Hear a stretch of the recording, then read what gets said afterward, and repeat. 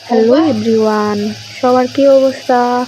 আজকে দেখাবো হচ্ছে শসা দিয়ে রুই মাছ রান্নার রেসিপি। তো কিভাবে রান্না করি এত মজাদার একটা খাবার সেটাই দেখাচ্ছি। এখানে আমি শসাগুলা চিকন চিকন করে কেটে নিলাম। তো এই পাশ থেকে আমি আবার মাছের মাথাটাও সুন্দর করে কেটে নিয়েছি। এবার হচ্ছে রান্নাটা বসিয়ে দিব। তো এখানে হচ্ছে কড়াইতে দিয়ে দিলাম পরিমাণ মতো সয়াবিন তেল। তেলটা ভালো মতো একটু গরম করে নিব। তেলটা গরম হয়ে গেলে এবার দিয়ে দিব তেজপাতা এবং দিব হচ্ছে আস্ত জিরা, সাথে হচ্ছে মেথি। তো মেথিটা হচ্ছে আমি এ পর্যায়ে দিব না, একটু পরে দিব। আপনারা হচ্ছে একেবারে ফোড়ন হিসাবেও দিয়ে দিতে পারেন। সাথে সাথে হচ্ছে দিয়ে দিলাম হলুদ এবং লবণ মাখানো মাছের মাথাগুলা, এবং উপর থেকে এবার দিয়ে দিলাম মেথিগুলা। তো 3টা ফোড়নই দিব। একেবারে ফোড়ন দিয়ে আমি হচ্ছে তরকারিটাকে বসিয়ে দিয়েছি। তো মাছের মাথাগুলো হচ্ছে আমি ভালো করে ভেজে নিব, একেবারে লাল লাল করে। তো হচ্ছে উল্টিয়ে পাল্টিয়ে সুন্দর করে আমি ভেজে নিচ্ছি। এটা ছিল বড় রুই মাছের মাথা।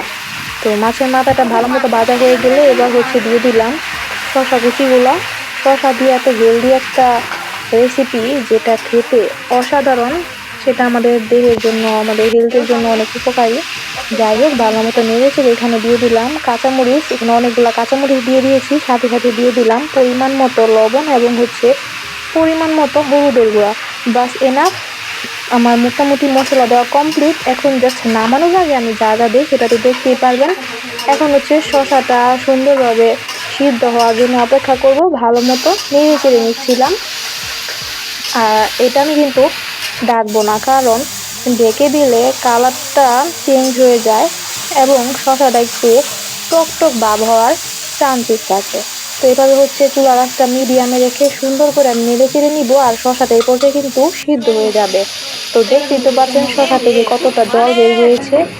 এই জলটা ভালো মতো শুকানো পর্যন্ত আমি তরকারিটা রান্না করে নেব।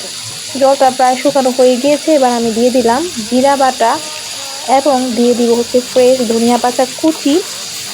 ধনিয়া পাতা কুচি দিয়ে আর জাস্ট 2 মিনিটের মতো নেড়ে চেড়ে আমি হচ্ছে তরকারিটাকে নামিয়ে নেব। তো মাখা মাখা একটা তরকারি, যারা ডায়েট করেন অথবা হেলদি খাবার খেতে চান তাদের জন্য কিন্তু এই রেসিপিটা বেস্ট। খুবই সহজে একটু ভিন্ন স্টাইলে রান্নার চেষ্টা করেছি। জানি না তোমাদের কাছে কেমন লাগলো রেসিপিটা, তবে একবার হলেও খেয়ে দেখতে পারো। অনেক বেশি হেলদি একটা নাস্তা এবং হচ্ছে অনেক হেলদি একটা রেসিপি। যাই হোক, নামিয়ে নিলাম। তো আজকে রেসিপিটা এই পর্যন্তই ছিল। তোমাদের কাছে কেমন লাগলো অবশ্যই কমেন্ট করে জানাতে কিন্তু ভুলবেন না। So thanks for watching this video. সবাই অবশ্যই লাইক কমেন্ট শেয়ার করবা। টাটা।